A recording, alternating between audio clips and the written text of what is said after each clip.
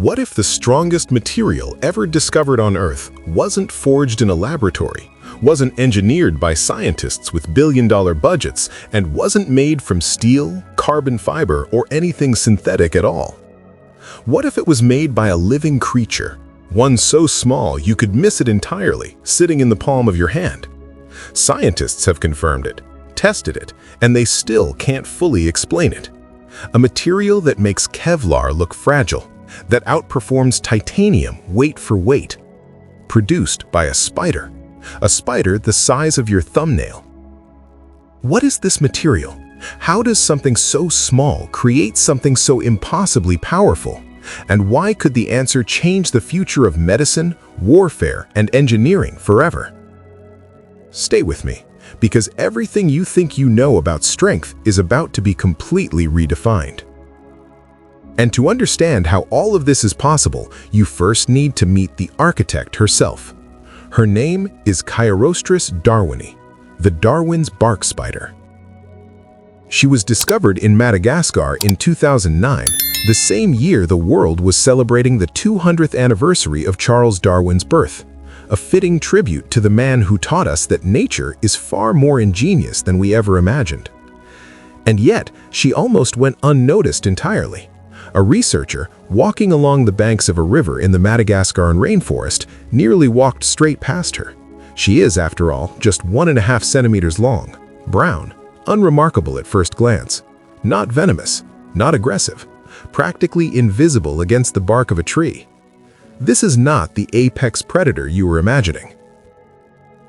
But here is where the story takes its first extraordinary turn. This spider does not build her web in the bushes, not between two branches, not in the corner of a cave. She builds it over rivers, fast-flowing water, anchoring her silk to trees on opposite banks, stretching her lines across open water, up to 25 meters long, the longest biological silk structure ever recorded on Earth. Why over water?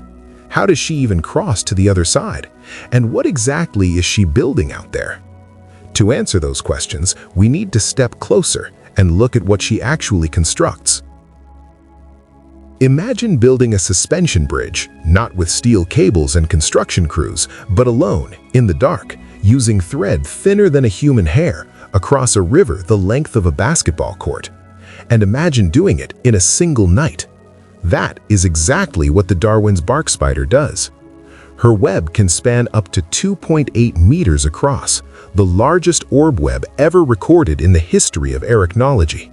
It is anchored by bridge lines stretching up to 25 meters, crossing rivers, defying wind, defying gravity, defying every instinct that tells you something this delicate should not exist.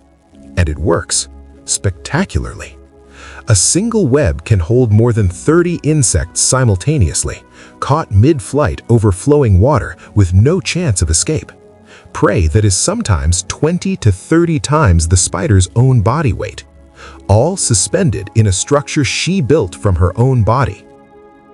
But here is where the engineering becomes almost difficult to believe. The river is not an obstacle, it is a strategy. Fast-flowing water creates a natural barrier. No ground predator can reach her, no mammal, no rival spider. The web floats above danger, protected by the current below. She has turned geography into a fortress. And to cross that river in the first place, to lay that very first thread from one bank to the other, she does not swim, she does not jump. She releases a single silk thread into the air and lets the electrostatic charge in the humid river atmosphere carry it across, drifting like a whisper until it catches on a branch on the opposite bank. Then she walks across it, and she begins to build. Hundreds of thousands of sticky droplets, a capture spiral of breathtaking precision, a structure that will outlast the night, survive the rain, and hold under tensions that would destroy the work of any other spider on Earth. The scale is staggering, the strategy is flawless, but the most astonishing part of this story is not the web itself. It is what the web is made of, and what happens when science finally decided to measure it. When researchers first brought samples of Darwin's bark spider silk into the laboratory, they expected something impressive. They were not prepared for what they actually found. To understand the discovery, you need to understand one critical distinction. Strength and toughness are not the same thing. Strength is how much force a material can resist before it breaks. Toughness is how much energy it can absorb before it fails. The strongest materials in the world are often brittle. They resist, then they shatter. The toughest materials bend, stretch, absorb, and hold. Darwin's bark spider silk does both, simultaneously, better than anything ever tested. Its toughness measures at 520 megajoules per cubic meter. To put that in perspective, Kevlar, the material used in bulletproof vests, scores around 50.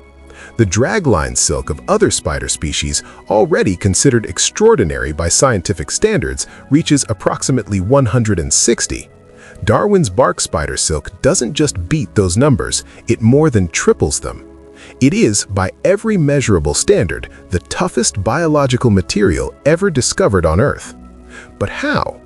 What is happening at the molecular level inside that thread? Spider silk is built from protein fibers called spidrones. Inside those fibers, rigid crystalline structures called beta sheet nanocrystals are embedded within a flexible, elastic protein matrix. Think of it like reinforced concrete, rigid rods locked inside a foundation that can flex without cracking. Hard and soft, working together at a scale invisible to the naked eye. What makes the Darwin's bark spider exceptional is the precise ratio between those two elements. A combination of stiffness and elasticity so finely tuned that scientists still cannot fully replicate it and still cannot entirely explain why this particular spider gets it so right. The leading hypothesis points to the river itself. Constant vibration, constant tension from large struggling prey, millions of years of evolutionary pressure pushing this silk toward the absolute limit of what biology can produce. Nature ran the experiment. We are still reading the results. And those results, it turns out, have caught the attention of people far beyond the world of biology. When the scientific community published its findings on Darwin's bark spider silk, it didn't just make headlines in biology journals. It landed on the desks of military engineers, medical researchers, and aerospace designers almost simultaneously. Because what they had found was not just a curiosity of nature, it was a blueprint. In medicine, the implications are immediate. Surgical sutures made from spider silk would be stronger, lighter, and far more biocompatible than anything currently used, meaning the human body accepts them without rejection or inflammation. Beyond sutures, researchers are exploring silk-based scaffolding for tissue regeneration, a framework so close to the body's own architecture that living cells grow directly onto it. In defense, the numbers speak for themselves. A flexible, lightweight armor built from this silk could absorb bullet impacts and blast energy at a fraction of the weight of current materials. The United States Army has already committed significant funding to spider silk research for next-generation body armor. The race is on. In aerospace, engineers see ultralight structural materials, parachute cords, and satellite tethers, components that need to be simultaneously feather-light and catastrophically strong. And unlike Kevlar, unlike carbon fiber, unlike virtually every high-performance synthetic material currently in use, spider silk is 100% biodegradable. No industrial waste, no environmental cost. The only problem?